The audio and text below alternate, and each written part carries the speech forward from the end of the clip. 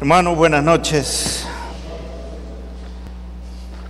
Como el pastor Harold les decía, mi nombre es Manuel Reaño y siempre insisto, es Reaño con E, no con I. Van a notar un acento raro porque soy un peruano casado con bogotana que lleva 20 años viviendo en Medellín, o sea que no soy de aquí ni soy de allá, todo está mezclado. Tenemos ya 30 años de casados, 3 hijos grandes.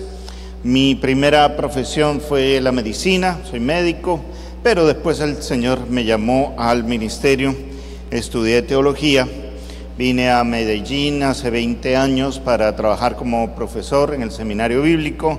En esa categoría fui profesor de Harold, 1 o 2 materias, Harold, ya me olvidé, 2 materias. Pero no soy culpable del resto de las materias que él estudió. Y para mí es un enorme privilegio porque además de haber sido un estudiante mío, desarrollamos una amistad muy bonita, muy cercana. Entonces para mí es un enorme privilegio estar aquí en la iglesia que él pastorea y te agradezco mucho esta invitación, Harold. Para esta noche me pide que le hable a los hombres.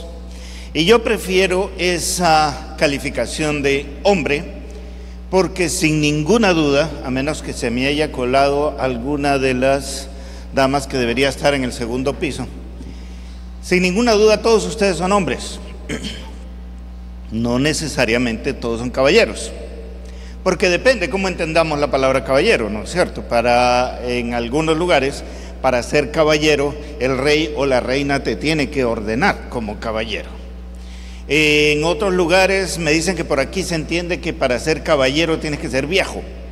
Y pues hermanos, esto no es para viejos, esto es para todo el mundo. ¿Y cómo les voy a decir caballeros cuando algunos de ustedes no han visto un caballo nunca en su vida? Entonces, ¿para qué? Pero somos hombres. Y el título de nuestra conferencia para hoy es ese: Busco un hombre. Suena a la frase de una jovencita desesperada, pero no es eso y van a entender de qué es lo que se trata en un momentico.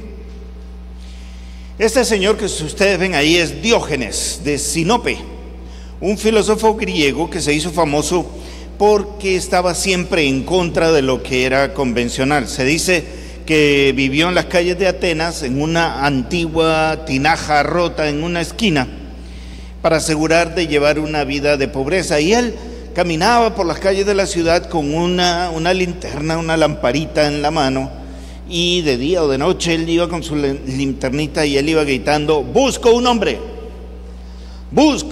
pero apenas le acercaba la lamparita a la cara a alguno, ponía una cara de decepción y decía: solo veo escombros. Busco un hombre, pero solo veo escombros.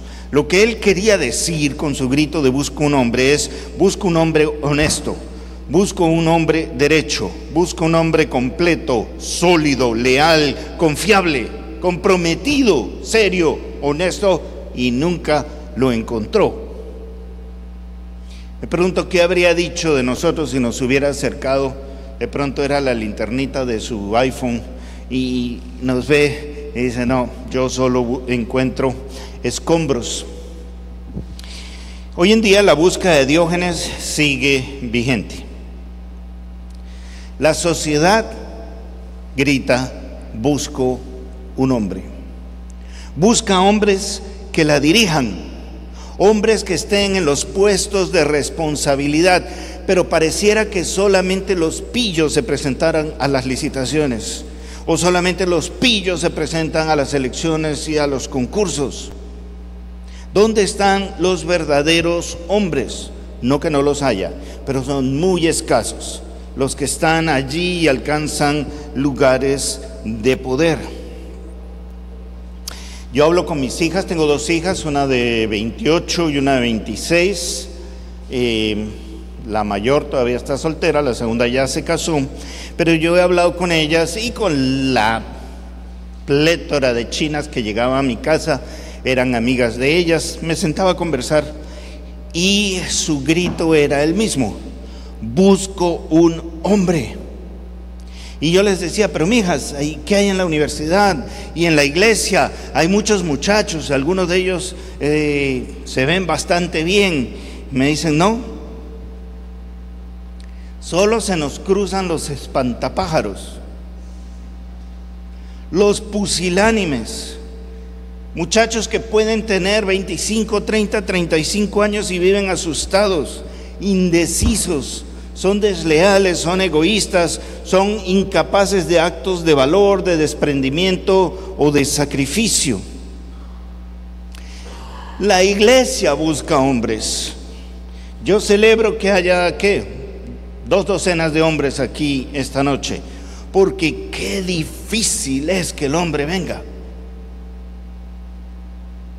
Ustedes le dicen a las mujeres, esto revienta, que vamos a hacer un retiro de mujeres, tienen que decirles ya no más, ya no hay inscripciones, ya se llenaron los 2 buses, ya no hay más camas en el lugar donde vamos a ir. Y dicen retiro de hombres, dicen hermanos, todavía quedan cupos en la cabañita de 4 personas que hemos separado para el retiro de hombres. La iglesia también está buscando hombres que asuman la responsabilidad y la dirijan y le den el peso de su masculinidad. Y después nos quejamos de que son la otra mitad de la humanidad la que toma control de todo y que se encargan de todo. ¿Pero por qué? Porque nosotros no estamos allí y ellas no se van a quedar varadas. Entonces salen adelante las mujeres. Entonces la sociedad, la iglesia, las mujeres, los hijos, todos gritan, busco un hombre. Pero ¿saben cuál es la mayor tragedia de todas? Que allí donde estamos sentados o aquí donde estoy parado, en el fondo, en nuestro corazón, nosotros también gritamos, busco un hombre. Busco un hombre a quien parecerme. Busco un modelo de hombre que me haga sentir confortable en mi condición de ciudadano, en mi condición de cristiano, en cada uno de los roles que estoy cumpliendo en la vida profesional, en el comercio, en mi casa, como padre, como hijo, como hermano, como esposo. Pero nosotros mismos tampoco estamos muy seguros de qué cosa es eso de ser un hombre. Voy a presentarles las 5 presuposiciones que un investigador de estos temas llamado Robert Lewis ha encontrado con respecto a la masculinidad. Él las ha estudiado en otra parte del mundo, pero yo he hecho una pequeña adaptación porque me parece que son muy pertinentes para nosotros. La primera, las 4 caras de la crisis masculina. La primera es esta. Siguiente slide, por favor. Y es que la masculinidad se encuentra en un estado de confusión. A nosotros los adultos nos gusta pensar que son los jóvenes los que están confundidos. Y es interesante, creo que aquí en el auditorio el más jovencito tiene por ahí, qué sé yo, 40. Si no, es por las gafas, por favor, me perdona si tienen menos de 40, es que mis gafas están sucias y no veo bien. Pero hombres de todas las edades andan por ahí sin saber exactamente qué se espera de ellos. Había una época en la que sabíamos que a nosotros nos tocaba defender a nuestra familia de las bestias, del número de patas que sean, y de proveer para la casa. Pero ese tema de la provisión se ha diluido mucho entre los hombres y las mujeres, ya no es suficiente con un ingreso, y el tema de la protección se le ha entregado casi totalmente al Estado. Bueno, entonces, ¿qué hacemos? Si nosotros no somos los que proveemos, por lo menos los principales o únicos proveedores en casa, si nosotros no somos los que ejercemos la protección de la familia, en últimas, ¿qué hago yo acá? Las mujeres nos la hacen un poquito más difícil porque ellas exigen que seamos chicos buenos, pero en realidad quienes consiguen pareja son los chicos malos. Y a nosotros ni nos voltean a mirar. Y además de eso tenemos ahora toda esa confusión del tema de género y de las preferencias sexuales. Antes era muy fácil, había hombres y mujeres. Ahora, que había hombres que tenían algunas preferencias que eran distintas a la preferencia de hombre por la mujer, bueno. Y mujeres que tenían una preferencia distinta a la preferencia de la mujer por el hombre, bueno. Pero éramos dos, u hombres o mujeres. Ahora ya van ¿en cuánto? ¿180 géneros? O sea, este mundo se ha vuelto completamente loco. Estamos confundidos todos. Pero cuando hablamos con los hombres, cuando les preguntamos a los hombres de dónde viene esa confusión, se trata de no saber manejar tres cosas. Y la primera es la decepción con la vida. Para muchos hombres, a medida que envejecen, se les va haciendo la vida cada vez más pesada, cada vez más dura. Si a eso le añadimos que a nuestros jóvenes, en medio de nuestros jóvenes hay una epidemia, una enfermedad, un síndrome que se llama el síndrome de Peter Pan. Los muchachos no quieren crecer. Los psicólogos se han inventado un nuevo término para referirse a ellos. Dicen que son adultescentes. O sea, son adultos con comportamiento de adolescente. Y le da más a los hombres que a las mujeres. Debe ser por alguna cuestión del reloj biológico o lo que fuera. La mujer se convence que es una mujer adulta y quiere vivir como una mujer adulta, sea que va a formar una familia o no, o lo que fuera. Mientras que nuestros jóvenes, a sus 16, 18 años, andan por ahí con sus bermudas, sus chanclas y la cachucha tirada para atrás. A los 16, 20 años. Pero ya les va pasando cuando llegan a los 60. Es decir, llegan a los 25, a los 30, a los 35. Yo no sé si pasa aquí, Pastor Harold, pero uno llega a los grupos de jóvenes. ¿De qué jóvenes? ¿Cómo están? Y ve jóvenes treintones mezclados ahí con los adolescentes, jóvenes cuarentones, y Dios me libre del día que empiece a haber jóvenes cincuentones en ese grupo también. Y en un momento dado de la vida, cuando golpean los 40, 45, se dan cuenta de que por más que se tiren la cachucha para atrás y tarareen reggaetón, ya no son jóvenes. Y a esas alturas, en que deberían haber ya logrado algunas metas profesionales, a esas alturas en las que ya deberían haber avanzado algo en la formación de un patrimonio, a esas alturas en las que ya deberían haber avanzado 10, 12, 15 años en la crianza de los hijos, se dan cuenta que no tienen nada de eso, pero tampoco tienen la juventud que aparentan tener. Y eso es profundamente decepcionante, porque se han dado cuenta de que han huido tanto de la madurez que ya no pueden disfrutar de los frutos de la madurez. Ya no les queda suficiente tiempo para ser maduros antes de convertirse en viejos. Y hoy más que nunca ya vemos viejos inmaduros. Gente mayor que yo, que todavía no sabe ni qué edad tiene. Entonces la decepción con la vida, el no caminar con el ritmo de la vida, es una de las cosas que tienen a nuestros hombres confundidos. La segunda es el tema del dolor. Los hombres no hemos resuelto el dolor y no sabemos cómo hablar del dolor, no sabemos cómo enfrentar el dolor. Se nos decía antes cuando éramos chiquitos, los hombres no lloran. Gracias a Dios esos tiempos ya pasaron.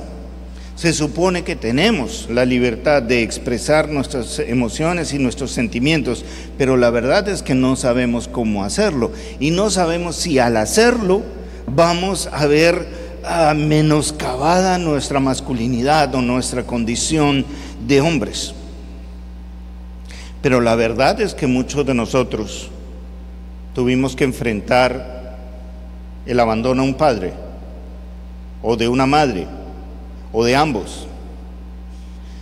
Si hacemos una encuesta entre ustedes, el porcentaje de quienes fueron abusados, ya sea sexualmente o sufrieron algún otro tipo de abuso en su niñez o en su adolescencia va a ser muy alto. Algunos de ustedes tenían sueños que cumplir, querían estudiar, querían desarrollar una profesión, un arte, un oficio o el comercio, y no recibieron el apoyo. No hubo alguien que creyera en ustedes, no hubo alguien que apostara por ustedes. ¿Y saben qué? Eso duele. Y cargamos con ese dolor por el resto de la vida y no sabemos qué hacer con él. Y estamos tan confundidos con ese asunto que no sabemos cómo manejarlo. Y algunos tratan de calmar ese dolor echándose anestesia a la lata. Llámale guaro, llámale coca, llámale lo que quieras, pero es un intento de calmar el dolor del alma. Otros se dedican a buscar en los cuerpos de las mujeres lo que nunca van a encontrar allí: la respuesta a ¿por qué yo? ¿Por qué a mí? ¿Por qué me pasó esto? No sabemos cómo lidiar con el dolor. Entonces tenemos la decepción con la vida, tenemos el dolor, y en tercer lugar el tema de la soledad. Gran enemigo del hombre actual, no solamente del hombre, también de las mujeres, pero las mujeres son más gregarias. Ellas se buscan entre ellas y buscan una amiga, y de esa manera buscan a alguien con quien hablar, porque ellas, si no hablan, se mueren. ¿Se han dado cuenta, no? Aquellos que tienen esposa, una novia, saben que el día que no hablen se envenenan. Pero el hombre no. El hombre se la traga y se la traga y se la traga, y cree que es el único que está sufriendo esa vaina. Entonces le da vergüenza decirle a alguien más que la vida le duele, le da vergüenza decirle a alguien más que está confundido, le da vergüenza decirle a alguien más que siente que ha perdido, porque el gran temor del hombre en la vida es el temor al fracaso. Y no nos damos cuenta que todos estamos en las mismas. ¿Por qué? Porque no hablamos, no conversamos. Una de mis tareas en esta vida es caminar, buscar pastores y ayudarlos a formar entre ellos lazos de amistad que le permitan pastorearse unos a otros y apoyarse en un ministerio tan difícil como el ministerio pastoral. Pero no son los únicos que lo necesitan, nosotros también.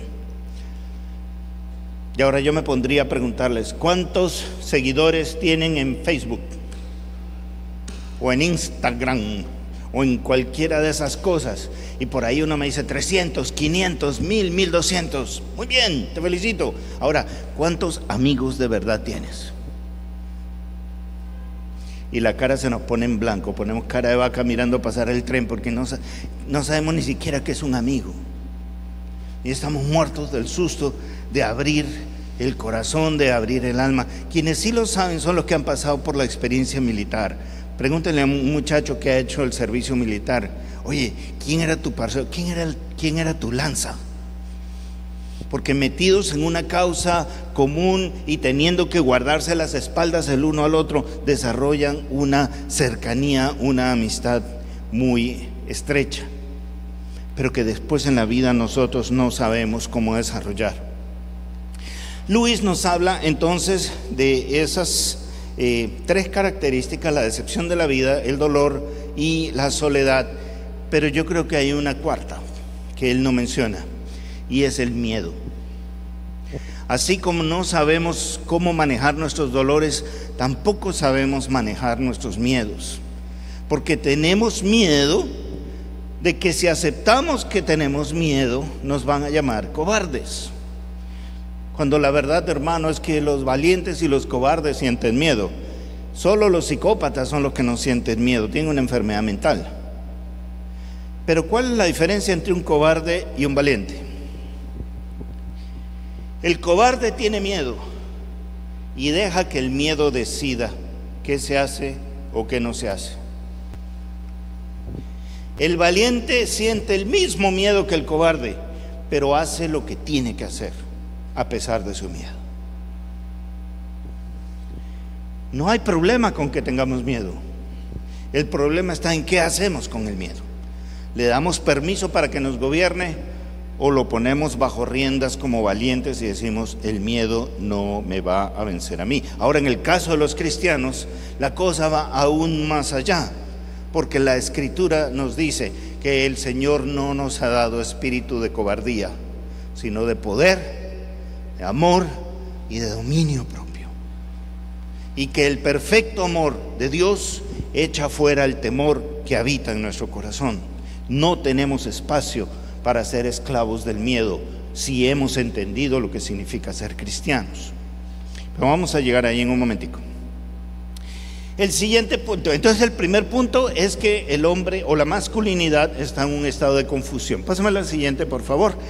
El segundo es que un hombre confundido crea grandes problemas en su entorno. Hermanos, los grandes hombres son aquellos que mantienen la cabeza fría cuando las cosas se ponen feas. Y la diferencia está, por ejemplo, entre el capitán del Titanic. No les voy a preguntar si lo recuerdan, porque eso fue hace tanto tiempo que si lo recordarían serían demasiado viejos. Pero ¿se acuerdan del Titanic? ¿Saben qué fue el asunto del Titanic?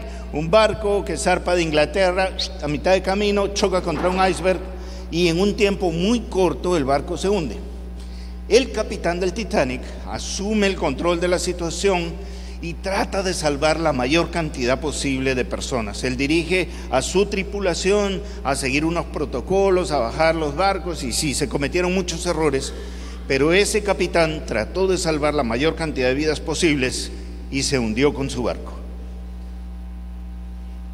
Situación parecida, mucho menos trágica inicialmente, mucho más contemporánea. ¿Ustedes han oído hablar del Costa Concordia? Uno de estos cruceros como los que viene aquí a Cartagena, como a 6 kilómetros de la orilla, choca con una roca y no se hunde, se ladea. Según los relatos de los sobrevivientes, apenas se produjo el problema, muy rápido vieron una lancha rápida alejarse del barco. Era el capitán del Costa Concordia en calzoncillos con su amante, que agarró el primer bote y se mandó mudar. Y la gente que murió cuando se la dio a ese barco, la gran mayoría de ellos murió por la confusión que reinó en el barco y porque no había nadie que dirigiera a la tripulación diciéndoles cómo actuar y qué hacer. Muchos de ellos habrían podido salvarse si alguien hubiera tomado el control de la situación. ¿Y a quién le correspondía? Al capitán del barco. A él no le correspondía salir corriendo, pero eso fue lo que hizo. Cuando nosotros no somos conscientes de nuestras responsabilidades y las asumimos, generamos caos, nos convertimos en seres peligrosos para los demás. La antropóloga más famosa del siglo XX, una señora llamada Margaret Mead, creo que ahí está la cita. El problema principal de cualquier sociedad es el de definir roles apropiados para los hombres. Y nuestra sociedad, y cuando digo nuestra sociedad es la de fines del siglo XX, inicios del siglo XXI, no ha definido roles apropiados para nosotros. Miren cómo estamos hechos nosotros. No, a nosotros nos tienen que decir exactamente qué hacer y en qué momento, y nosotros lo hacemos. Una situación que se da en mi casa. Yo llego de alguna parte y encuentro una silla en la mitad del pasillo. No debe estar en la mitad del pasillo. ¿Qué hago yo? Qué raro. ¿Qué hará esta silla en la mitad del pasillo? Me pregunto quién la habrá puesto allí y sigo. ¿Cuál es la pregunta de mi esposa? ¿Se la imaginan? ¿Por qué no quitas la silla de ahí? ¿Por qué? Porque nadie me ha dicho que la quite. Yo asumo que si alguien la puso allí es por alguna razón, y quien la puso allí, cuando se acabe esa razón, la volverá a poner en su sitio. A mí nadie me ha metido en ese cuento de poner esa silla, entonces yo tampoco la voy a sacar. Yo no sé cuántos de ustedes van a asados. que algún amigo los invitó a un asado y se reúnen 4 o 5 parejas. Escena número 1, el asador, la parrilla, ¿cierto? Y están los 4, 6 hombres, 8 hombres, lo que fuera. ¿Qué se nota inmediatamente? ¡Ting! ¿Quién es el macho alfa? Normalmente es el dueño del asador, porque él fue el que lo mandó a hacer y lo mandó a hacer a su gusto. A qué altura, de qué ancho, con qué material y no sé qué lo mandó, ¿no? Tiene puesto su delantal, sus instrumentos y dice: esta parrilla es mía. Y si tú tratas de acercarte, inmediatamente le salen pelos y garras y te hace: no te acerques, yo sé cómo hago esto. Inmediatamente detrás de él están los beta, que saben cómo se hace eso, pero saben que no están en su casa, entonces simplemente ayudan. Entonces cuando el alfa dice: más carbón, el beta agarra el carbón y pone más carbón. O ya traigan la carne, entonces va y trae la carne. Ahí están los beta, atentos, porque saben cómo es la vuelta. Y detrás están los demás, que estamos esperando que eso esté listo para meterle el diente.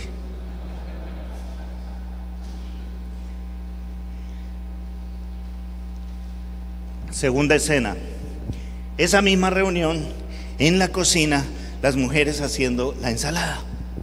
Yo no sé, no pueden vivir sin ensalada. Si nosotros nos dejaran con la carne y las papitas estaría bien, suficiente, pero no, ellas quieren unas cosas así grandotas de ensalada. Entonces entre ellas no se dan instrucciones. Máximo le preguntan a la dueña de la casa: ¿dónde está tal cosa? ¿Dónde pones el aceite de oliva? ¿Dónde tienes la sal? Y entre ellas danzan, cada una haciendo lo que sabe hacer, y las demás asumen que si esta se puso a hacer la vinagreta es porque sabe cómo hacer una vinagreta, y si la otra se puso a picar el cilantro es porque es una experta picadora de cilantro, es una cilantróloga. Entonces la dejan a ella hacer su cuento con el cilantro. Pero a nosotros nos tienen que decir: haga esto o haga lo otro. Por eso es que por lo general los hombres son tan buenos soldados.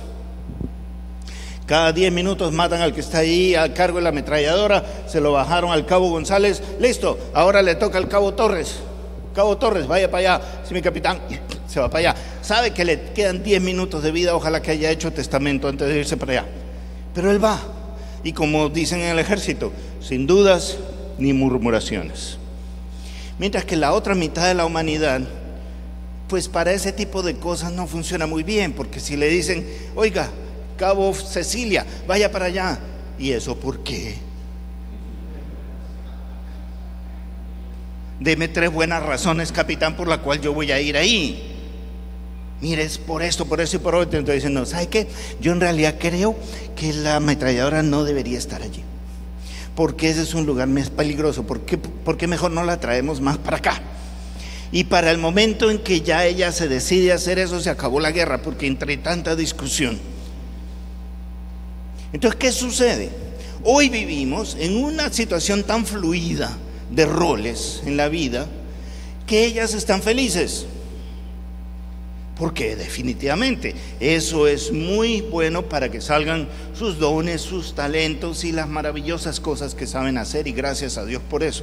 El problema está que para nosotros no están claros los roles, no están definidos los roles, qué es lo que tenemos que hacer. Y cuando estamos confundidos, nosotros hacemos mucho daño.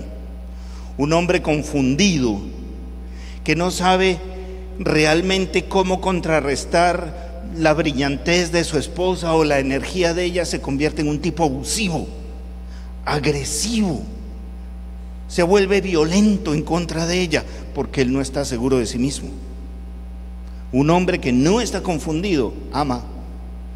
Un hombre que no está confundido protege. Un hombre que no está confundido es tolerante frente a algunas situaciones que a un hombre confundido lo hacen explotar, cerrar el puño y pegar. El hombre confundido genera muchos problemas.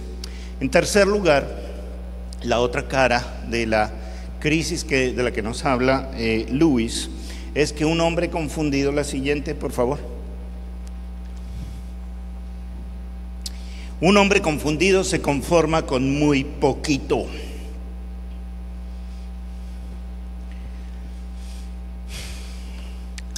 Vivimos una vida sin grandes desafíos. Para muchos el desafío es el de sobrevivir, no mucho más que eso. Pero aún para quienes tienen la oportunidad de ir más allá de la sobrevivencia, la vida pareciera circunscribirse a dedicar 20, 30, 40, 60 años de nuestra vida a juntar lo suficiente para 4 ladrillos y 4 llantas.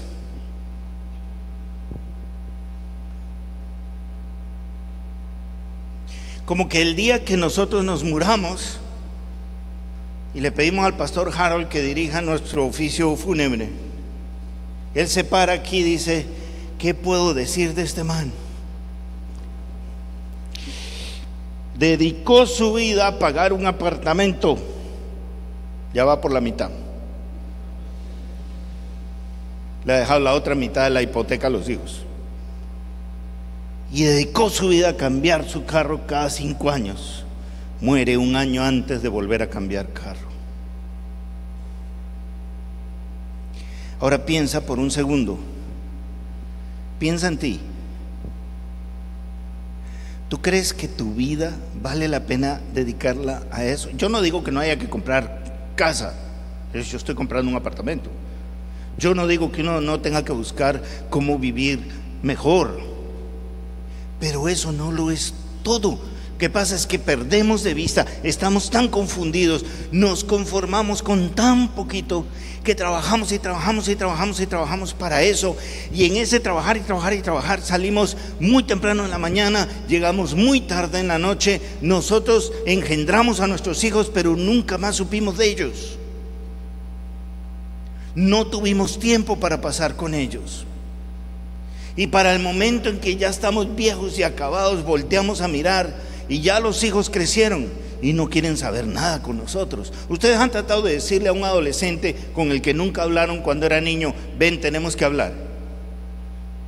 Chino, volteate, mira y dice: Cucho, nunca quisiste hablar conmigo y ahora que me des en marihuana, ¿sí quieres hablar? Yo no quiero hablar contigo. No sé quién eres. Entonces resulta que los hijos se fueron, la mujer se murió, o nos cambió por otro, o si se quedó, está tan amargada que está buscando la manera de vengarse. Porque no sintió que la amáramos, que fuéramos compañeros de vida, fuimos generadores de algún nivel de patrimonio, y de pronto nos fue bien, y ahí está la casa, y ahí está el carro.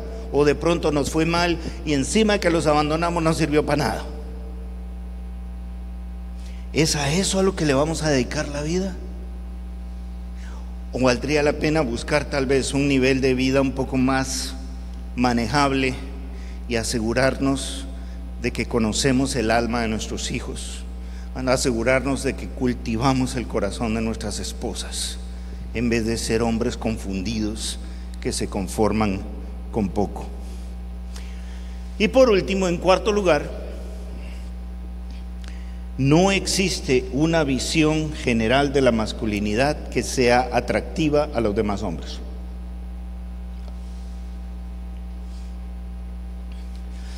Busco un hombre y no lo hay. Y esa falta de hombres de verdad genera un círculo vicioso. Como no tenemos modelos de hombres, no hay hombres a los que nos queramos parecer, no hay un hombre que me enseñe cómo ser hombre. ¿Cómo se comporta un hombre? ¿Cómo habla un hombre? ¿Qué hace un hombre para enfrentar un fracaso? ¿Cómo se levanta después de estar en el piso? ¿Cómo responde un hombre de una manera edificante, constructiva a una ofensa? ¿Cómo hace un hombre para restablecer una relación que se ha roto? Pero un hombre de verdad. No un hombre abusivo, violento o agresivo. Un hombre de verdad, un hombre que es lo suficientemente fuerte como para no necesitar ser ni agresivo ni violento. No hay quien nos ayude a dejar de ser niños para convertirnos en hombres, y aprendemos a ser hombres a las patadas. viendo a otros por ahí o por ensayo y error, probamos, pero nadie nos lo enseñó. Y todos anhelamos ese proceso de un hombre a quien respetemos, un hombre a quien admiremos, un hombre como el que queremos ser, que nos enseñe. Yo tuve la dicha de tener un buen padre, pero al mismo tiempo tuve la desdicha de que por su trabajo ese padre pasaba muy poco tiempo con nosotros. Cuando venía a casa en tiempos de vacaciones o íbamos nosotros a visitarlo donde él estaba, en ese era un tiempo maravilloso porque era un buen papá y era un buen hombre. Y entonces aquellas cosas que un papá le enseña a un hijo, bueno, para que vean la edad que tengo, ¿no? Que a bailar un trompo, que a volar una cometa.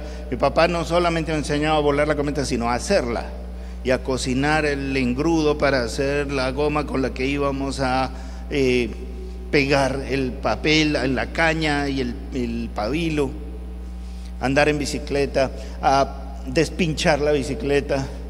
Cuando compró un carrito viejito, cómo cambiarle la llanta a un carro chino. Venga, yo le enseño cómo cambiar la llanta al carro. O en ese tiempo pues los carros eran manejables, entonces uno podía medio desarmarlo, y con el viejo ahí desarmando un carburador, soplando, y con la boca que le queda a uno apestando a gasolina y todo ese asunto, porque hubo un viejo que le enseñó a uno eso. Y uno entraba a la casa oliendo a gasolina y todo engrasado a los 8 o 9 años, sintiéndose muy macho. Y claro, la cara de horror de mamá, ¿no? ¡Ay, muchacho, ¿qué te has hecho? ¿Cómo estás de puerco? No sé. Porque estuve con mi viejo debajo del carro.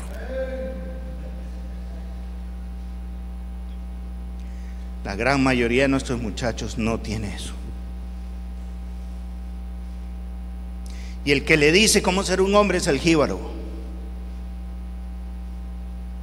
o el sicario. Venga, mate a ese para que se haga hombre. O es el muchacho más viejo que se lo lleva a un burdel y le dice venga para que se haga hombre. Es decir, hacerse hombre es rebajarse a esos niveles. Le enseñan comportamientos animales y a eso le llaman hacerse hombre. Y después queremos que nuestros hombres no sean unos animales.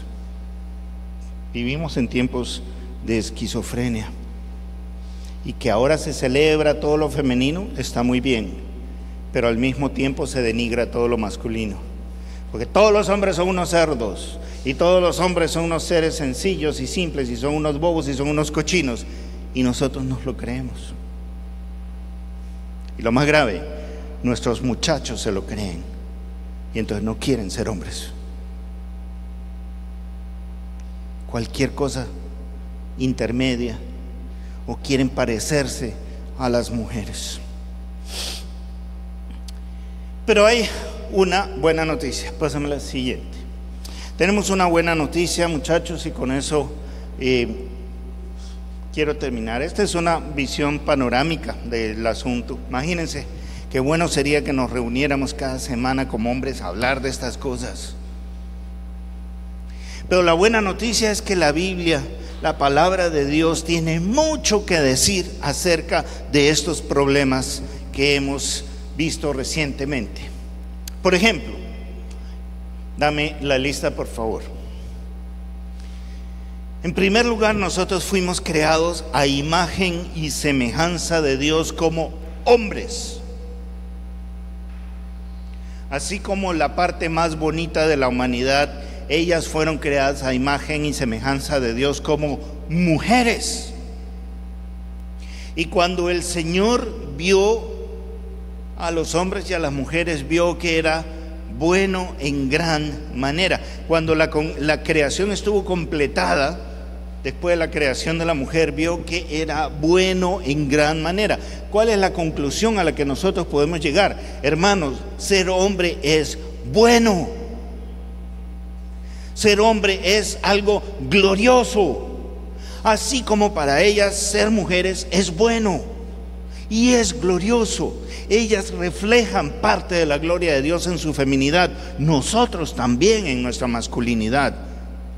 Ser hombre no es malo, no es una maldición, no es horroroso, es bueno. Y Dios se hizo hombre y encima de eso se hizo varón. Y Jesucristo se planta hoy delante de nosotros como el modelo de varón perfecto, nos dice la Escritura.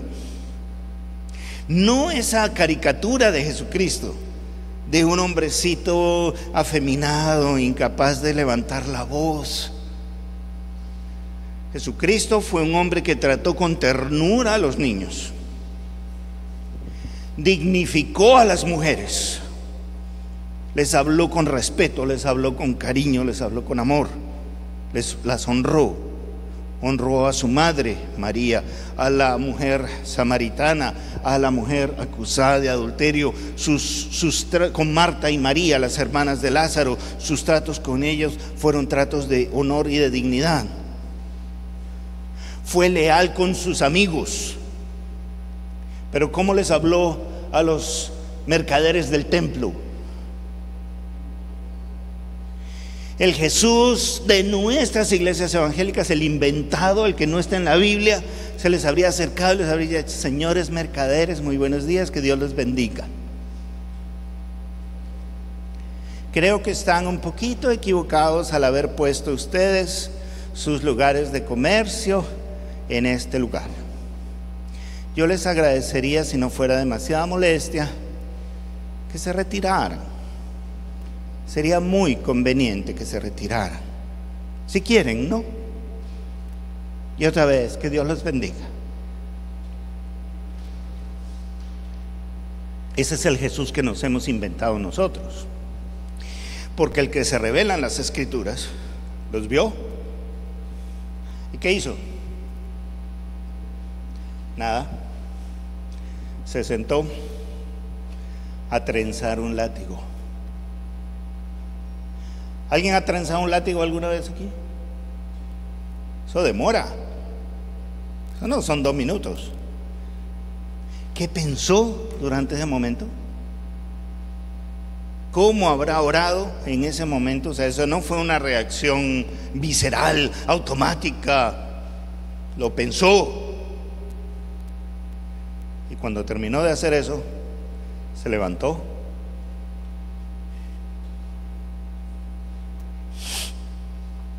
Y los agarró a fuetazos y les tumbó las mesas. Imagínense la fuerza que se necesitó para eso. Imagínense la voz que tuvo que usar para eso. Lárguense, a ustedes han convertido la casa de mi padre en guarida de ladrones. Y hoy podríamos ir por muchas iglesias y tendríamos que gritar lo mismo. Han convertido la casa de nuestro Padre en guarida de ladrones. ¿Estamos luchando contra eso? ¿Nos estamos levantando así? Nos hemos olvidado que el Cordero de Dios también era el León de Judá. Ese es nuestro modelo de hombre. Se para frente a los líderes religiosos de su época y que les dice: hipócritas, sepulcros blanqueados. Mira, dice el rey Herodes, que no esté diciendo esa cosa. Vaya y dígale a esa zorra Herodes que él no me va a decir a mí qué es lo que yo tengo que decir. Hombre, ese es un Jesús muy diferente a la caricatura que nosotros nos hemos inventado. Necesitamos conocer a ese hombre. Necesitamos escuchar a ese hombre y necesitamos hacer lo que tengamos que hacer para parecernos a ese hombre y ser nosotros mensajeros de verdad, de justicia, de libertad, que son las cosas que proclamaba él. Pero nos llamamos seguidores de Cristo y somos inmensamente distintos de él. Textos como el Salmo 1 o el capítulo 2 de Malaquías, o personajes como David, por un lado un simple ser humano, mentiroso, adúltero, hasta asesino, pero tan dispuesto a humillarse y buscar la presencia del Señor, que se nos dice que su corazón era un corazón de acuerdo al corazón de Dios. Allá hay un ejemplo de hombre, más cercano aún, porque era imperfecto y pecador como nosotros, a diferencia de nuestro Señor Jesús. El cambio dramático de los apóstoles antes y después de Pentecostés nos recuerda que la presencia y el poder del Espíritu en nuestras vidas nos puede hacer hombres diferentes. Si éramos pusilánimes, si éramos débiles, si éramos cobardes, si éramos injustos, agresivos o violentos, la presencia del Espíritu Santo en tu corazón y el mío nos debe hacer hombres diferentes. Si estamos dispuestos a dejar que Él nos cambie. Colosenses nos habla de la tenacidad necesaria, la tenacidad viril con la que tenemos que estar todos los días luchando contra el hombre viejo, para revestirnos del hombre nuevo en Jesucristo.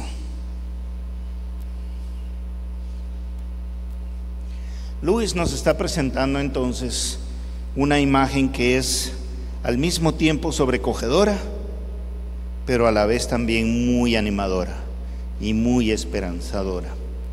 Hoy no tenemos el tiempo para verlo, pero nos invita, por ejemplo, a ver los cuatro, así como hay 4 caras de la crisis de la masculinidad, también hay 4 caras de la regeneración de la masculinidad, que es la que Dios nos presenta de sí mismo y nos invita en diferentes partes de la Escritura para ser como Él. En primer lugar nos dice que Dios es Rey y nos ha llamado a ser reyes con Él, sus virreyes en esta creación. Y el rey tiene que conocer cuál es la justicia. El rey tiene que saber tomar decisiones morales sabias. El rey tiene que saber tomar sacrificios personales en bien de su pueblo. Y el rey es una figura paternal, el rey es una figura protectora. Y aquellos de nosotros que tenemos una esposa, que tenemos hijos, que tenemos sobrinos, que tenemos jóvenes a nuestro alrededor por los cuales respondemos, necesitamos desarrollar esa conducta protectora de aquellos que necesitan de nuestra fuerza y nuestra virilidad para ser protegidos. Dios es guerrero y nos invita a guerrear con Él. La figura de la Navidad se parece más a el desembarco en Normandía que a una postal del retablo. Nosotros vemos allí en las figuritas de Navidad un bebé cachetón, un burro cachetón, una vaca cachetón, todo el mundo es cachetón ahí y sonriente. Pero ese día el Hijo de Dios ponía su pie sobre esta creación que es legítimamente suya, pero que está en manos de un usurpador, y dice: yo he venido a recuperar lo que es mío, síganme los buenos. Bueno, eso de síganme los buenos no está en la Biblia, pero la imagen es esa. Él viene a recuperar lo que le corresponde, y aquellos de nosotros que recibimos a Cristo y adoptamos su nombre, estamos enrolados en su ejército como guerreros, y nuestra lucha no es contra carne ni sangre, sino contra principados, potestades, huestes de maldad. Esa es nuestra lucha. Nuestras armas no son las armas humanas. Nosotros no estamos llamados a agredir a nadie, a matar a nadie. Nosotros estamos llamados a luchar con la verdad, con la justicia, con el amor, para ganar este mundo para Cristo, que es su legítimo dueño. Dios es un Dios amante. Él va a venir por su iglesia para invitarla a las bodas del Cordero por toda la eternidad.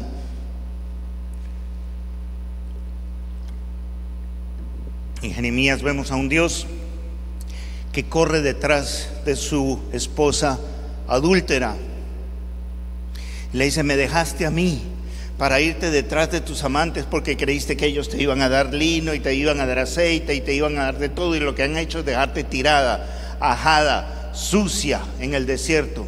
Yo te atraeré con mis lazos de amor. Regresa a mí, yo te puedo cuidar.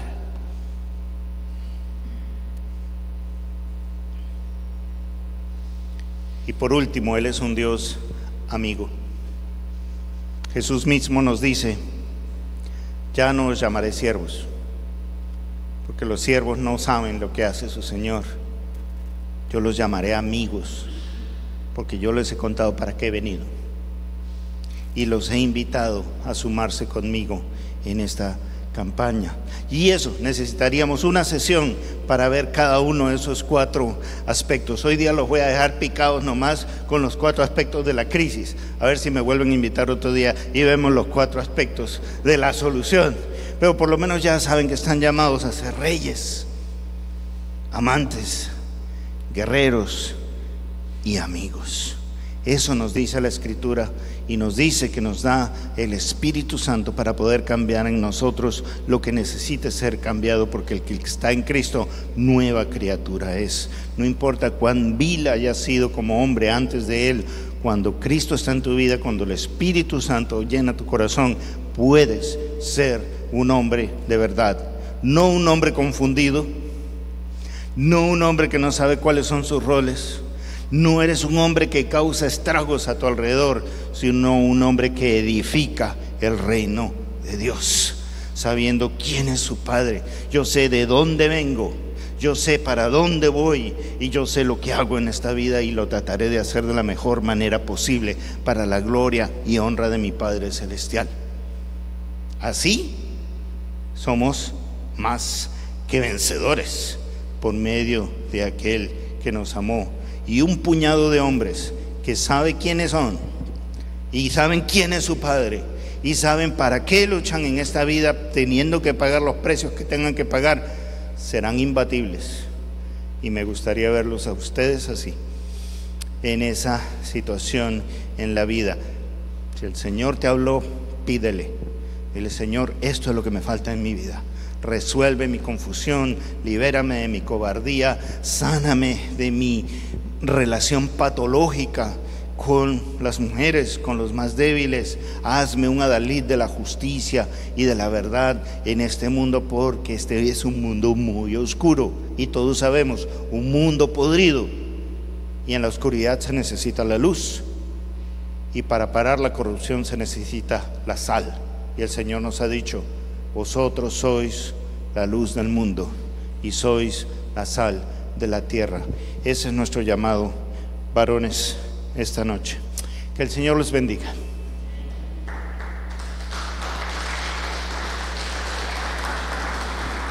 Hemos sido bendecidos, ¿no? Retados también como hombres. Qué bueno, qué bueno. Ahí quedamos pendientes para las próximas charlas que tengan que ver con Manuel. Esperemos que venga este año entrante. Ya cuadramos para el año que viene, a que esté en el aniversario de la iglesia. Va a estar hablando con nosotros, con toda la iglesia, a nivel de liderazgo, a nivel de los hombres. Y también él predica a las mujeres. Buena charla tiene para las mujeres. Entonces también a nivel de las mujeres. Vamos a recoger una ofrenda de agradecimiento, ¿verdad? Esta noche. Yo te pido que te coloques sobre tus pies.